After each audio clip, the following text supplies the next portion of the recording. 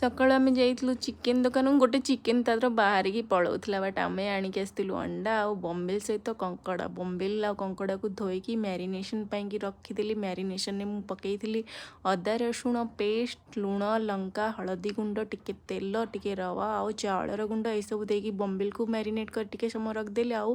कंकड़े लुण हलदी तेल दे भाजीदेली आउ से कड़े आलू भी भाजीदेली ता भितर मोर टिके समय रही जाइए बम्बिल मैरिनेशन ताको भी तेल कड़े फ्राए पकईदेली एपटे तेल गरम करी फुटण पकईकी अदा रसुण पियाज लंका टमाटो सब बाट रखी